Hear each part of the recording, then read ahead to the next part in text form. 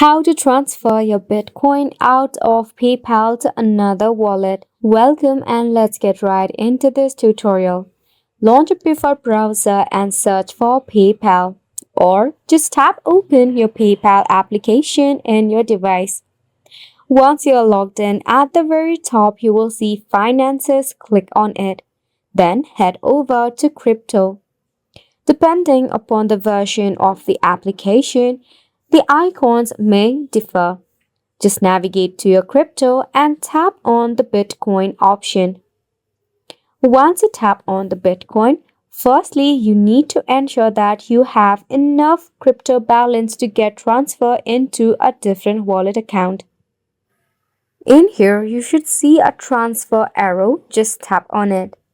After that, you need to enter the external wallet address. You can copy paste the Bitcoin wallet address as well. Be careful while entering the addresses and make sure to review it before confirmation. Next is to enter the amount of Bitcoin that you want to transfer.